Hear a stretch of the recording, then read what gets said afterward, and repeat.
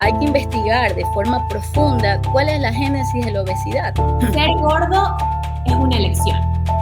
Bueno, yo creo que ser gordo... Hola, ¿qué tal? Soy Majo de Conciencia Fitness y el día de hoy les tengo un video súper especial con una invitada de lujo, con Giselle Rosero, docente universitaria en la Universidad de Guayaquil, en la UES y en la Universidad Católica de Guayaquil. Experta en nutrición entrenada en Ecuador y en Argentina, la doctora Giselle Rosero ha dedicado toda su carrera a concientizar y a estudiar sobre los trastornos de la conducta alimentaria. Y el día de hoy está aquí para responder todas las preguntas que tengamos en relación a este tema y aportar su granito de arena en la reducción de estas enfermedades en la sociedad. Quédate hasta el final para conocer una sorpresa. Nos vemos en un ratito. ¿Cómo se puede definir a una persona obesa? Más allá de decir tiene un IMC más de 25. La obesidad es una enfermedad multifactorial. Es considerada una enfermedad crónica, porque así como lo es el cáncer, la diabetes, la insuficiencia renal, la obesidad es tratada como una enfermedad. A diferencia del sobrepeso, que es una ganancia excesiva de peso, de grasa, más que nada de grasa en relación a la estatura o a la talla de la persona. Y que como tú mencionas, el índice de masa corporal es una medida antropométrica utilizada de forma general para poder determinar si la persona está en un sobrepeso o en una obesidad. Sabemos que un índice de masa corporal normal es de 18.5 a 24.9 y un sobrepeso se considera de 24.9 a 29.9 sobrepeso y de 30 a 40 hay diferentes ya grados de obesidad. Si ya llegas a un índice de masa corporal de 30, ya se considera de 30 a 34.9 obesidad grado 1, de 34.9 a 39.9 obesidad grado 2 y ya a más de 40 ya es una obesidad mórbida. Y ya están en el grupo de los superobesos, obviamente ya aquellas personas que pesan 400, 500, 600 libras y que su vida está en un peligro inminente, ¿no? Y que ya no pueden movilizarse, que tienen un daño sistémico, ¿no? Entonces, eso, la obesidad es una enfermedad crónica que debe ser tratada de tal manera con una intervención multidisciplinaria. Al decir multidisciplinaria, una persona con este tipo de patología requiere de un médico clínico, de un nutricionista, de un psicólogo, necesita una orientación de un endocrinólogo, de personas que pueden manejar un poco, ya no el tema de la obesidad con una simple dieta, porque hay dietas de varios tipos, ¿no? Obviamente que siempre se estima hacer dietas hipocalóricas, que no tengan menos de 1.200 calorías diarias, pero una simple dieta no va a ser la solución, porque vemos que están involucrados factores endocrinos, hormonas, la regulación metabólica, la insulina, bueno, son tantos factores, las melanocortinas, puede existir una elección de los receptores de estas hormonas importantes en el control del apetito y de saciedad a nivel cerebral. O sea, hay que investigar de forma profunda cuál es la génesis de la obesidad, porque no simplemente es porque la persona come mucho porque le gusta comer. Obviamente que las grasas, los azúcares son alimentos que te dan mucha palatividad y mucho sabor a las comidas y generan adicción, pues, ¿no? Porque el azúcar, el dulce, las grasas estimulan el centro mesolímbico, el centro del placer, porque en todo esto, en el tema de la comida está relacionado el placer, ¿no? Es placentero comer, qué sé yo, para personas un bombón o para otras personas comerse un sushi, no sé, ¿no? Y eso genera un placer porque estamos regulados por varios neurotransmisores cerebrales, como la dopamina, que es el neurotransmisor implicado en el placer. Entonces, ¿tú crees que sí se puede hacer adicto a la comida? sí se puede ser adicto a la comida cuando tienes afinidad por un determinado tipo de alimento que pueden en algún momento afectivo, depresivo, en algún momento que estás ansioso, comer algo que te genere una satisfacción temporal, aunque después te viene la culpabilidad por haberlo hecho, ¿no? Personas que le encanta el bombón, se comen una caja de bombones y después dicen, no puede ser, me comí una caja de bombones, voy a subir mucho de peso, ya estoy gordo. Sin embargo, eso generó un alivio temporal de su malestar afectivo, pero luego genera un remordimiento, obviamente viene una culpabilidad, ¿no? Diferente es al tema de los atracones. Esa era mi pregunta ahorita. ¿Cuál es la diferencia entre una ingesta emocional de comida, o sea, como porque estoy triste, como porque tuve un mal día, a me pego un atragón? ¿Cuál es la diferencia entre el uno y el otro? El tema de la comida en general y de los trastornos alimentarios es un tema de adicción. Se tratan como adicciones, ¿no? Entonces, justamente en Aluba, hacían talleres grupales, hacían grupos de autoayuda, donde se apoyaban como los adictos, como los narcóticos, como los alcohólicos anónimos. ¿Tú crees Y que una adicción a la comida es comparable con una adicción al cigarrillo, al juego? sí, son adicciones y se tratan como adicciones. Por eso te digo, hay grupos de autoayuda, hacen talleres grupales y de convivencia, como se hacen en las reuniones con narcóticos, por ejemplo, que cuentan sus vivencias, ¿no? Y son muy duras las vivencias, porque en el trasfondo de estas personas que tienen una compulsión por comer o que se purgan o vomitan, hay un componente afectivo, psicológico importante, ¿no? Yo escuchaba, ellos hablan de sus vivencias, los pacientes que están ahí, y escuchaba chicas que decían que habían sido violadas por su padre, por su abuelo, que habían sido abusadas, que habían sido maltratadas. Entonces existe un componente importante psicológico, porque realmente los trastornos de la conducta alimentaria son problemas que están encasillados en el manual de trastornos de las enfermedades mentales, en el DSM, que es un manual de las enfermedades mentales. Entonces, es un problema psiquiátrico, ¿no?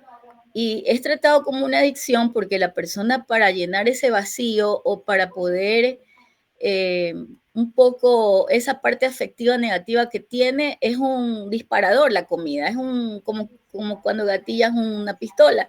Entonces ahí te enganchas con el tema de la comida y comienzas a tener esa relación importante con la ingesta, con la restricción, con la purga, con la comida compulsiva, comer grandes cantidades de comida, porque eso como que aparentemente llena esa situación problemática que vive esa persona, pero a las finales de cuentas no es una solución porque te va a traer consecuencias peores. Claro. Y una ¿No? pregunta, ¿tú crees que cualquier persona con obesidad, hablando de obesidad, pueda decirse que tiene un trastorno de la alimentación o no necesariamente están conectados? No, no podemos decir que un obeso tiene un trastorno de la alimentación. Sí podemos decir que los trastornos por atracón pueden hacerte obeso, porque el trastorno por atracón es un trastorno de la conducta alimentaria. Antes se llamaban comedores compulsivos. Y son aquellas personas que tienen que comer grandes cantidades de comida en un poco periodo de tiempo, en 2 horas. Y comen sin hambre, comen sin necesidad de comer, simplemente porque necesitan hacerlo, porque habrán alteraciones en sus relaciones interpersonales, habrá una restricción previa, porque estos pacientes se fijan en su peso, se fijan en su imagen corporal y pueden restringirse, hacer una dieta, pero luego viene la compulsión por comer grandes cantidades. Entonces, viene un periodo de afectividad negativa, de pronto está depresivo o de pronto está aburrido simplemente, y eso hace que su idea de la comida sea lo que pueda llenar en ese momento su expectativa. Entonces, ¿qué hacen? Compran grandes cantidades de comida, puede ser 2, 3 pizzas, se las comen en un periodo corto de tiempo, no vomitan, no se purgan como el bulímico y se llenan tanto hasta tener una sensación de malestar estomacal. Lo hacen solos porque les da vergüenza, pues obviamente que una persona se coma una torta entera. Y esto tiene que ser, para hacer un criterio diagnóstico de trastorno por atracón, de acuerdo al DSM-5, deberías de tener por lo menos unos 2 periodos de atracones por semana en los 3 últimos meses, ¿no? Porque una cosa es una persona compulsiva por comer, por ansiedad, pero ya estos trastornos por atracón coexisten con otras comorbilidades, ¿no? Pueden ser trastornos depresivos, pueden ser trastornos bipolares, puede ser consumo o uso de sustancias, ¿no? Personas que consumen drogas, que consumen alcohol, podría llevar todo esto a una comorbilidad. Entonces, no es como un tema tan fácil. Imagínate que Uno de estos pacientes que yo vi era un muchacho que era bastante alto, pero tenía bastante sobrepeso por el tema de que era comedor compulsivo. Él decía que se metía en su cuarto, escondía, como tú dices, la comida y compraba cajas de pizza, se comía 10 hamburguesas. Impresionante. Y como era un chico que no trabajaba, robaba para poder comprarse la comida. O sea que todo esto te puede llevar a consecuencias hasta como delinquir. Claro, como si fuera una droga, como, o sea, el comportamiento que me describes, yo lo pensaría en un drogadicto. Sí, así es. Por eso, es una adicción. Así es. Son tratados los trastornos de la conducta alimentaria, como te digo, como adicciones. Por eso se forman grupos de autoayuda. Cuando uno está por caer, un paciente está por caer, llaman al amigo más cercano para decirle, tengo esta sensación, quiero comenzar a comer grandes cantidades, o quiero vomitar, o quiero, qué sé yo, ayunar y no comer nada en todo el día. Entonces reciben ese apoyo, ¿no? Y es lo mismo que se da en los pacientes De adicciones. adictos en otros tipos de cosas, al Qué, juego, a las sustancias psicotrópicas o cualquier tipo de adicción. qué interesante, Gise. Y una pregunta, una persona que logra superar el trastorno por atracón. Supongamos que va a su terapia, lo logra superar, y la persona se va a curar, es decir, va a llegar a un punto en que ya no lo va a tener, o es algo con lo que siempre vas a tener que luchar. Bueno, como toda adicción, las adicciones no se curan, las adicciones se pueden controlar y se pueden superar. Generalmente estos procesos o estas alteraciones alimentarias se dan más en periodos de vulnerabilidad del individuo cuando eres adolescente, ¿no? Y sabemos que todo adolescente está en un proceso de cambio de su personalidad, porque hasta los 20 años se consolida la personalidad y está sometido a muchos factores que pueden incidir, ¿no? No tienen una personalidad ya establecida y pueden generar entonces cambios o imitar patrones de conducta, ¿no? Vemos muchos chats, muchas páginas que te hablan cómo ser anoréxico, cómo ser bulímico, cómo comer más, ¿no? Entonces vemos que hay una influencia en redes que es importante, pero la persona yo pienso que no va a cambiar su condición porque en algún momento puede despuntar nuevamente con una ingesta exagerada de alimentos, ¿no? Pero el periodo más crítico es la etapa de la adolescencia. Es más tardía los atracones, ¿no? Los comedores compulsivos, estos pacientes de trastorno de atracón son de inicio más tardío que la anorexia y la bulimia, que son en edades más tempranas. Pero siempre existirá ese problema que debe de mantenerse controlado, ¿no? Entonces, tal vez cuando la persona madura ya comprende que el tema de la comida no debe ser parte adictiva, que puede llenar su vida con otras cosas, qué sé yo, con el trabajo, los estudios, una pareja, de pronto puede superarlo. Pero inicialmente es difícil porque el adolescente todavía no tiene una perspectiva clara de lo que quiere en la vida. El adolescente es emocional porque su sistema límbico todavía no ha madurado totalmente, está en proceso de maduración. Por eso es impulsivo, por eso hace lo que quiere, ¿no? Muchos adolescentes hacen lo que les da la gana porque no tienen todavía ese sentido del juicio desarrollado ni su sistema límbico ya maduro. El sistema límbico es el de las emociones. Y esa era mi siguiente pregunta. ¿Qué pasa en el cerebro de una persona que se está dando un atracón? O sea, ¿qué sucede en su cabeza, como quien dice hormonalmente, en términos ya más científicos? Como te decía, existe un sistema mesolímbico, parte del cerebro más primitivo, ¿no? Del cerebro más antiguo, digamos, en el proceso evolutivo, si se puede hablar de la parte evolutiva, la parte del límbico, del sistema límbico, es el más primitivo de nuestro cerebro, es donde radican las emociones, donde está la ira, donde está todas aquellas conductas animales que podemos tener en un momento determinado. Y, y que obviamente tiene que madurar en base a las experiencias y al tiempo. Pero, ¿qué pasa? Hay un circuito que es el circuito de la dopamina, que es el circuito de las adicciones, ¿no? La dopamina es un neurotransmisor que va a estar involucrado en aquella sensación de bienestar, de placer. Entonces, cuando una persona realiza esta acción, siente placer momentáneo, porque los neurotransmisores son sustancias que se liberan y que pueden producir un placer momentáneo, una sensación de bienestar. Pero ya luego del atracón, ¿qué viene? La culpabilidad, la vergüenza, el arrepentimiento. Entonces, son condiciones que van a hacer un rebote, ¿no? Entonces Sí. el individuo va a sentir esa vergüenza, esa pena, ese remordimiento. Otros neurotransmisores están involucrados, la serotonina, que también es la hormona de la estabilidad del humor, la serotonina, los endocannabinoides, ¿no? Todas estas sustancias son liberadas en el momento en que nosotros tenemos un placer de cualquier clase y que justamente como toda adicción viene acompañada de una necesidad mayor de hacer algo para sentir placer, como el adicto a las drogas, ¿no? Empieza con marihuana, pero ya la marihuana no le causa tanto placer, tiene que consumir cocaína Eso y te ahora vemos hasta drogas más dañinas y más terribles, ¿no?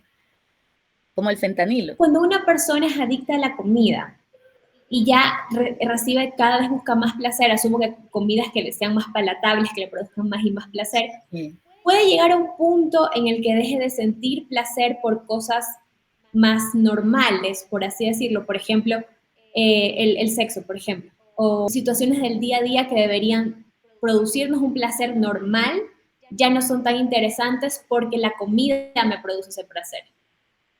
Así es, pierden las personas que están ya totalmente enganchadas con este tema, su mundo gira alrededor de la comida, alrededor del atracón, alrededor de la purga, alrededor de la restricción alimentaria. Es un tema psicológico, ¿no? Una obsesión, se hace un proceso obsesivo en tu mente, eh, todo, todo va a girar alrededor de la comida, como el anoréxico que cuenta las calorías, que la galletita cuánto tiene, que la manzana, que si come tanto se sale de la dieta y ya se vuelve una cuestión, una obsesión, podríamos decirlo que se convierte en una obsesión. Y sí, vas a bajar tu nivel de rendimiento educativo, tu interés por otras personas, el interés sexual, sí, todo eso se altera. Así es. Dice, ¿y cómo yo me puedo dar cuenta si tengo trastorno por atracón? Si una persona, supongamos que una persona que nos está viendo dice, uy, pero yo sí he comido así cuando, como desesperada algunas veces, ¿cómo puede saber si tiene, o preocuparse o sospechar de que está potencialmente teniendo un trastorno de atracón? Bueno, como yo te digo, hay comedores, adicciones en diferentes tipos, ¿no? Hay diferentes tipos de adicciones, podemos hablar de la anorexia, la bulimia, pero el trastorno por atracón es típico, ¿no? Diferenciarlo de la bulimia es importante. ¿Cuándo te das cuenta que tienes un trastorno por atracón?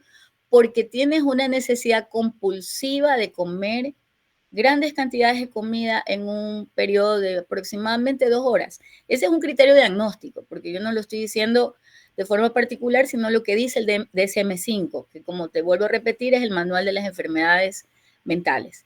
Entonces, el DSM-5 te dice que si en un periodo de tiempo de 2 horas, al menos una o dos veces por semana, en los últimos 3 meses, tú comes perdiendo el control, grandes cantidades de comida, puede considerarse ya un trastorno por atracón.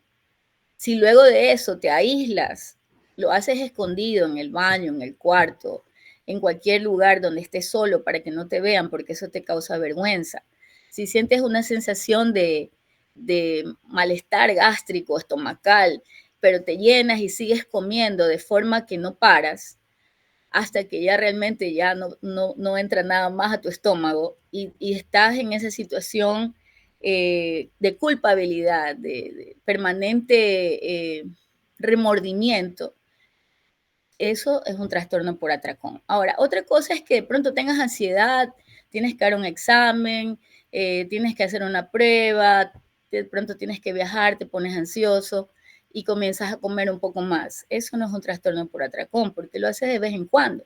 Y también hay periodos y también una clasificación del DSM-5 que dice que si te das un atracón de unas 2 a 3 veces por semana, eso es un trastorno leve, pero si ya lo haces 14 veces por semana, ya está muy grave, ya el tema es muy, muy crítico. Estos valores los da el DSM-5, ¿no? Son valores ya diagnósticos, ya hablar de crítico ya es que esa persona tenga que estar internada, porque muchos pacientes ya con estos trastornos deben ya de ser sometidos a una internación para poder controlar este nivel de ingestas compulsivas que tienen y tener, pues obviamente, el direccionamiento de un psiquiatra, de un psicólogo, de un nutricionista, que le permita un poco encauzarse, un poco conocer las complicaciones que van a llevarle a consumir grandes cantidades de comida, ¿no? No solo la obesidad, sino que la obesidad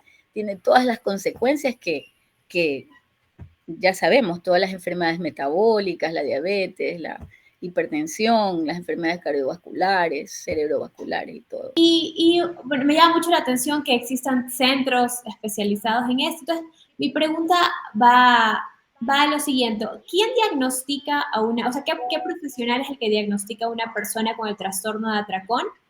Y si aquí en el Ecuador existen centros en los que se pueda pedir ayuda para alguien que tiene este tipo de situación. El que diagnostica un trastorno de la conducta alimentaria es el psiquiatra y el psicólogo, evidentemente, ¿no? El médico nutricionista también puede influir en un poco en el diagnóstico porque hace la anamnesis alimentaria, hace una encuesta alimentaria sobre el tipo de alimentos que consume, la frecuencia, aunque estos pacientes por vergüenza no te cuentan la historia alimentaria, no te van a decir la verdad, pero ya esto pasa por el filtro de algunos especialistas, entre de aquellos los que ven el tema de la salud mental. Y aquí en el Ecuador una persona que, supongamos que un psiquiatra se da cuenta que una persona padece uno de estos trastornos, ¿hay centros a los que pueda acudir o en nuestro país todavía no existen?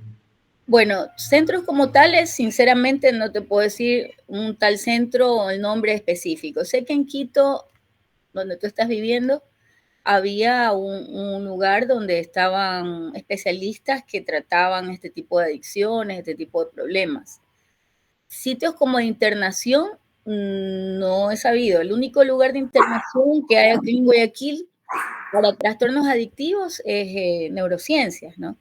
Donde podrían ir pacientes que tienen crisis de estas incontenibles ya, que ya son procesos ansiosos, generalizados o depresivos que pueden ser ingresados, pero como un centro como tal no te puedo referir, ¿no?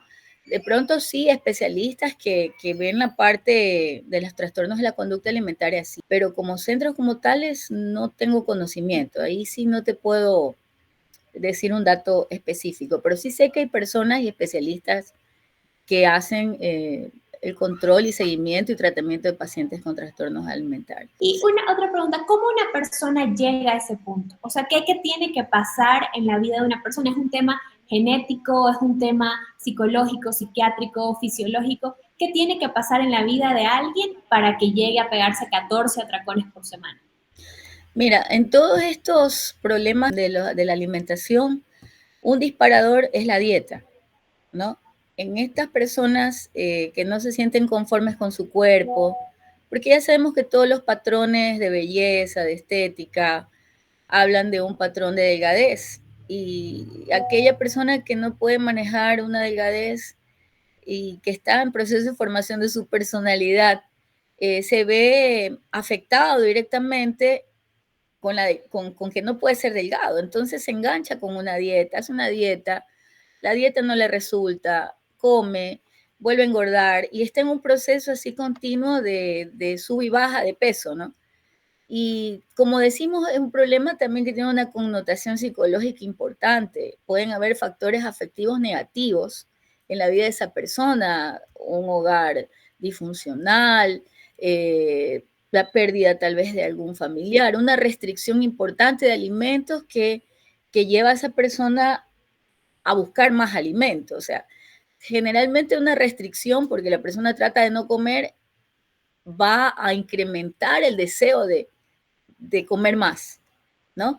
Porque se trata de restringir, no como el bulímico o como el anoréxico que se restringe la comida, pero sí trata de restringir, trata de hacer una dieta, pero al no ver resultados, vuelve a comer. Entonces es un círculo vicioso, como toda adicción. De pronto el adicto a la droga, el alcohólico, trata de dejar un día de tomar, 2 días, trata de sentirse mejor, pero algo dispara esa sensación afectiva negativa, un recuerdo, eh, alguna sensación previa, psicológica, algún vacío que tenga en su vida, no sé, ¿no? De pronto rompe con el novio, con la novia, y eso genera, activa nuevamente ese círculo vicioso de atraconearse o atraconarse y volver a lo mismo, ¿no? Porque la diferencia con la bulimia es que el comedor compulsivo no vomita, no se purga, ¿no? El bulímico sabemos que come grandes cantidades en algún momento, pero viene a vomitar, usa laxantes, usa diuréticos, usa cualquier tipo de sustancias, hormonas tiroideas para poder acelerar el metabolismo y verse delgado, ¿no? Aunque sabemos que el bulímico, por ejemplo, no llega nunca a un nivel de peso como la delgadez del anoréxico, porque come. El anoréxico restrictivo se restringe de comer todo, ¿no? Hace ayunos prolongados, ejercicio intenso y pues va a pasar en un periodo de abstinencia alimentaria que va a llevarlo a una desnutrición. Dice, hablaste hace un momento sobre el tema de las redes sociales. Te voy a decir un par de frases que he escuchado en redes sociales y tú me dices qué opinas desde un punto de vista ya más técnico. Ser gordo es una elección. Bueno, yo creo que ser gordo no es una elección. Yo creo que ser gordo siempre va a tener un estigma.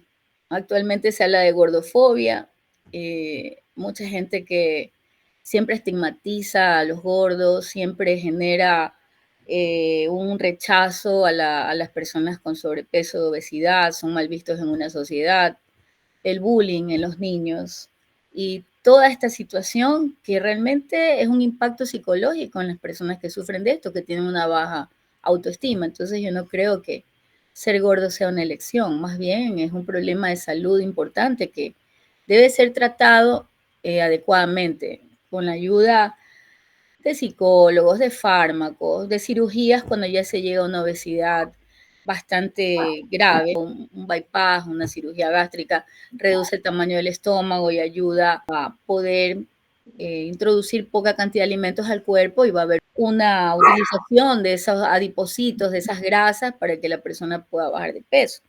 Entonces, es una alternativa importante, ¿no? No cualquier persona tampoco puede hacer una bariátrica, sin embargo, hoy está de moda, todo el mundo se la hace. Así no tenga el índice de masa corporal elevado. Pero yo no creo que elija ser gordo, yo creo que influyen muchos factores ambientales, conductuales y los heredos familiares que son importantes, ¿no? ¿Y tú crees que, otro postulado, ser gordo no define la salud de las personas? No, eso es bueno, ambiguo en cierta forma, porque hay gorditos sanos y flaquitos enfermos también. O sea, hay personas gorditas que, bueno, todavía se mantienen en un estado de salud normal, pero a la larga la obesidad va a ser un trastorno importante, va a generar alteraciones importantes de salud. Sabemos que la insulinoresistencia puede generarte una diabetes mellitus, sabemos que el consumo de muchas grasas saturadas te va a generar una aterosclerosis, un taponamiento vascular, te va a generar una hipertensión, te va a generar formación de trombos. Entonces, a la larga, ese perfil metabólico del obeso, de la persona con un gran peso, va a hacer un daño a la salud. Dice, y volviendo al tema de los atracones, eh, ¿por qué te preguntaba esto? Una persona que se da un atracón, sea por ingesta emocional o porque puede padecer trastorno de atracón, ¿tú qué le recomendarías que haga al día siguiente? Bueno, lo que le recomendaría a esa persona es que busque una ayuda con un psicólogo, con una persona que sea de apoyo emocional, porque se utilizan fármacos también, ¿no? Se utilizan antidepresivos, si el tema cursa por ahí, hablamos de la bipolaridad también como una coexistencia de estos trastornos. Entonces, esa persona tiene que ser analizada por un psiquiatra, que es el que hace el diagnóstico, por un psicólogo, que es el que da la terapia. Hay terapias alternativas, qué sé yo, lo que es el mindfulness, lo que es la terapia cognitivo-conductual, todas aquellas terapias que te enseñan a manejar las emociones para no incurrir en estos excesos, ¿no? Entonces, una de las cosas más importantes es que vayas a un especialista, busques una ayuda donde alguien que te oriente o te encauce sobre tu problema y lo sepas manejar. Cuando estés frente a un tipo de situación en la cual te quieres comer 5 o 10 hamburguesas, lo pienses, lo medites, lo razones y veas que eso no es lo que te va a llevar a calmar la ansiedad o la depresión o cualquier situación que estés viviendo. Entonces, buscar ayuda de esa persona necesita buscar una ayuda. La ayuda más idónea será un psiquiatra, un psicólogo, no porque estás loco, sino porque es un tema que obviamente necesita ser canalizado por un especialista y guiado por personas especializadas. Y si entonces tú crees que la obesidad o el tema de los atracones no es necesariamente por falta de fuerza de voluntad o falta de disciplina. A veces te enganchas con la comida y te gusta comer porque la comida es rica, porque la comida tiene buen sabor, porque realmente nosotros comemos para tener energía en nuestro organismo. Si no comemos, no tenemos energía. Pero hay ciertos alimentos que son de tu preferencia, por ejemplo, ¿no? Hay que aprender a comer cuando tienes hambre y cuando tienes apetito. Bueno, el apetito es el deseo de comer algo en particular. El hambre es comer cualquier cosa, ¿no? Entonces, debes de diferenciar eso que sientes para poder comer algo que sea más saludable, ¿no? No engancharte con aquella comida que obviamente te va a inducir a, a un sobrepeso, una obesidad, a una alteración de salud. ¿Y tú crees que para las personas de pronto que han padecido obesidad infantil y ya de adultos siguen siendo obesos, si tú tienes, que tú tienes dos personas, una persona que pesa 15 libras más de lo que debería, pero tuvo obesidad infantil, y otra que también pesa 15 libras más de lo que debería, pero no tuvo obesidad infantil?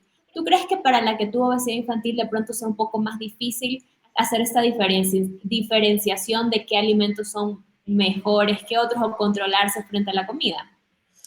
Sí, porque vamos por todo el ámbito sociocultural, de influencia familiar, de tipo de alimentación, de hábitos que tengas en tu casa. No es lo mismo que te enseñen a comer vegetales, frutas, frutos secos, que te enseñen a comer carbohidratos complejos, a que te den comida procesada, que te comas un Dorito con una Coca-Cola, y que a veces hay hogares en los que tú ves eso, ¿no?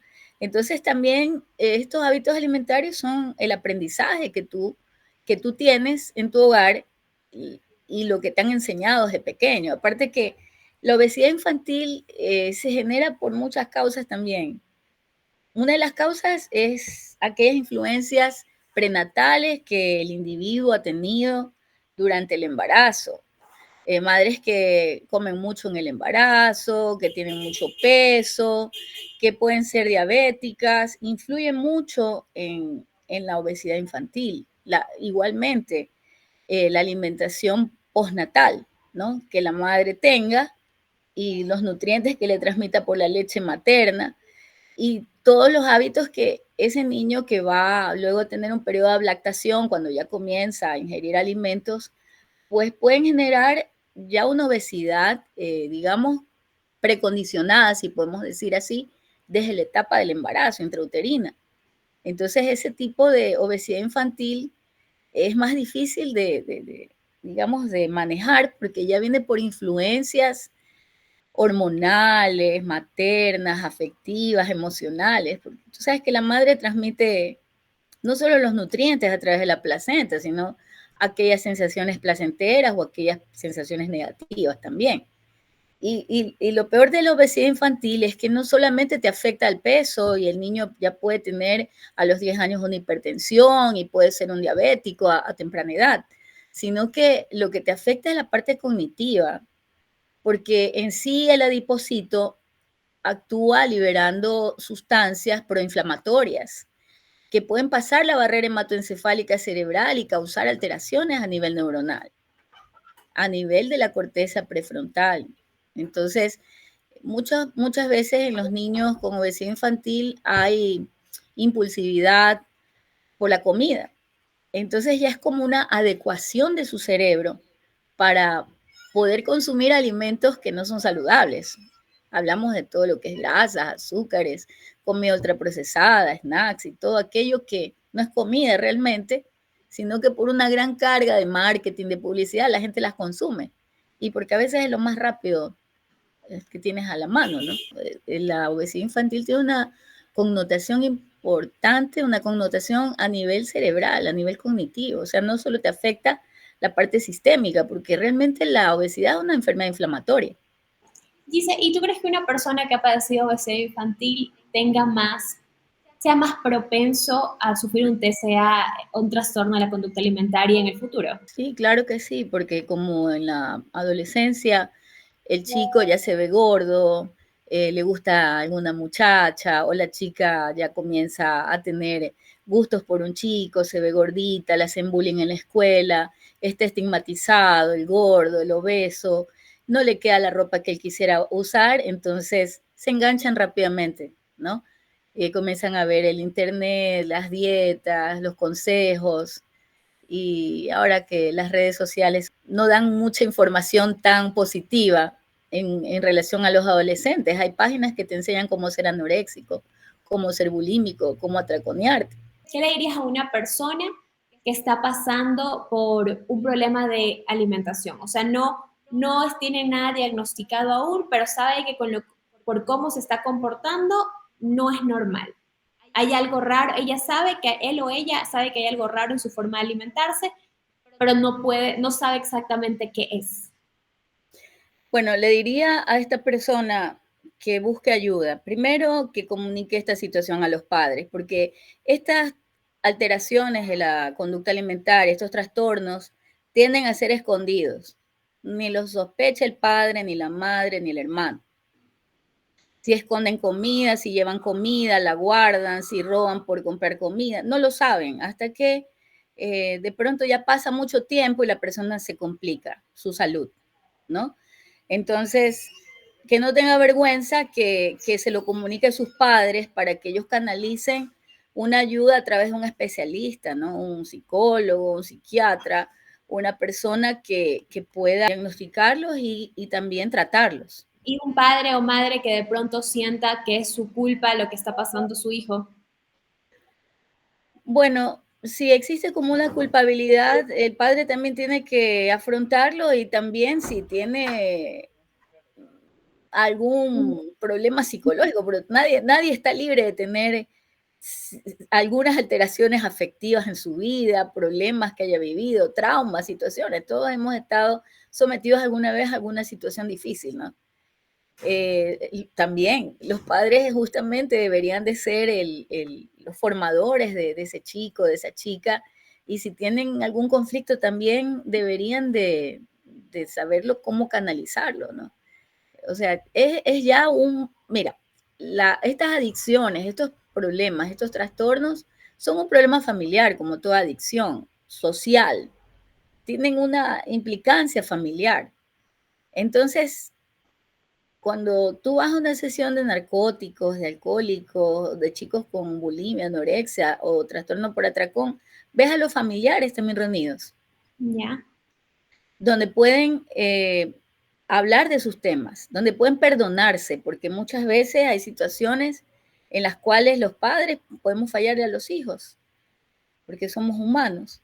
Y los hijos a veces nos tienen algún rencor, algún resentimiento, y yo creo que una de las bases importantes de mejorar o de curar estos problemas es curar tu parte espiritual también. Buscar una ayuda espiritual, buscar ese perdón, porque el perdón es la base de la sanación de las heridas. Entonces, eso es importante, no solamente desde el punto de vista científico y puramente médico y psiquiátrico y psicológico, sino que hay muchas cosas que cursan con problemas ya emocionales por cargas o por conflictos que se han heredado. Por ejemplo, mira la chica que yo te decía al principio, llorando, dijo en un grupo de convivencia, de autoayuda, donde estábamos personas, dijo, yo me enganché con el tema de la comida, porque yo me acordaba cada vez que yo me atraconeaba, me acordaba de que mi abuelo cuando yo tenía 5 o 6 años me violaba. Y cuando sentí alivio fue cuando mi abuelo murió. O sea que mientras que su abuelo vivió, ella sintió permanentemente esa situación traumática que nunca la pudo decir, porque muchos chicos de estos que también cursan con estos trastornos tienen problemas de abuso físico, abuso emocional, abuso psicológico, de todo tipo, ¿no? Que obviamente son generados por el ambiente disruptivo en que viven, disfuncional. Las madres muchas veces son las que promueven que el hijo haga una dieta, la hija, porque pasa de dieta en dieta, de tratamiento en tratamiento, y de pronto la hija ve ese patrón y lo repite, lo replica. ¿Tú crees que las mujeres somos más propensas a los TCA, especialmente este del atracón? No, mira, realmente quien tiene más prevalencia y frecuencia de trastornos de la conducta alimentaria son las mujeres, pero en anorexia y bulimia. Ya. Aunque no quiere decir que los hombres están exentos, pero hay una proporción de 2 a 1 más mujeres que hombres. En los trastornos por atracón hay una relación de 1.6% mujeres y 0.8 varones, o sea, no es más, no es tanta la relación, la diferencia, ¿no? Se puede ver en ambos un poco aparejadas las cifras. En total, los trastornos por atracón tienen unas cifras del 2 al 5%, los trastornos de la conducta alimentaria. Obviamente ya los otros van a prevalecer o van a hacer su brote, digámoslo así, inicial en etapas más tempranas, 13, 14, 17 años. El trastorno por atracón puede ser un poco más de 17 a 20 años de edad, más o menos, la aparición, ¿no? Puede En ser, adolescentes tardíos o adultos jóvenes. puede ser porque necesitas dinero para comer. Más. Mm, puede ser que necesitas dinero para comer, sí, pero como te digo, como toda adicción, porque el adicto roba para poder drogarse, para poder comer, para poder tomar alcohol, para poder jugar. Ya, tú sabes, venden todo lo que tienen. Entonces van Claro. a la casa y no encuentran comida y se llevan un anillo de la mamá que tenga valor o se llevan una laptop y la venden. No sé, o sea, eso ya, por esa compulsión, por esa necesidad compulsiva, porque una compulsión es algo que tú no puedes medir, no puedes controlar. Y eso es un trastorno por atracón, una compulsión. Un acto que no puedes controlar, que es imposible de controlar, ¿no? Entonces, diferente de una conducta, de una ingesta emocional, de una conducta adictiva hacia algún alimento, que no lo vas a repetir todas las semanas y los 3 últimos meses, ¿no? Y Lo yendo haces de vez en cuando. a nuestro país, aquí al Ecuador, a mí lo que me ha sorprendido mucho, yo ahorita estoy viviendo en Quito, es cada vez que voy a Guayaquil, yo en Guayaquil veo muchas más personas con obesidad que acá en Quito. O sea, en cualquier lugar, en un centro comercial, en un parque, en la calle, lo veo más, más. ¿Tú crees que hay algún tipo de componente cultural entre como que en las dos ciudades más grandes del país que son tan diferentes en ese aspecto? Porque acá en Quito tú ves máximo personas con un poquito de sobrepeso, ver a alguien muy, o sea, obeso es raro, pero en Guayaquil no, en Guayaquil es muchísimo, muchísimo más común.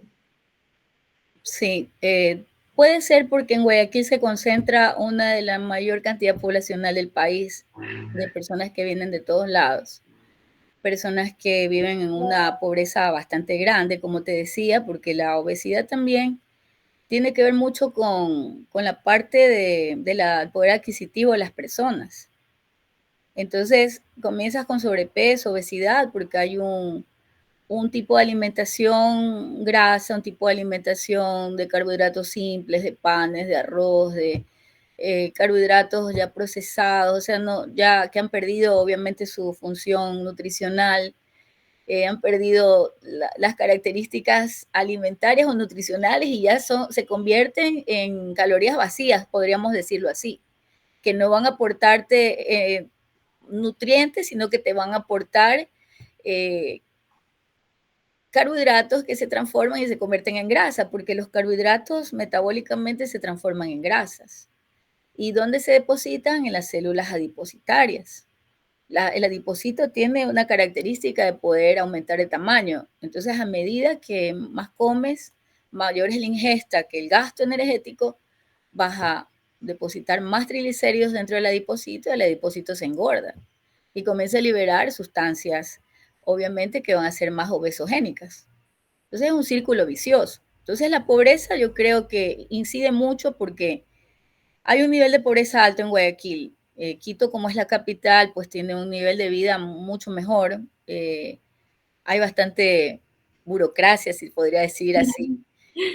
Y acá hay mucho desempleo, bastante pobreza, gente que se alimenta comiéndose arroz, verde frito, eh, alimentos que no aportan nutrientes, sino que llevan a la obesidad.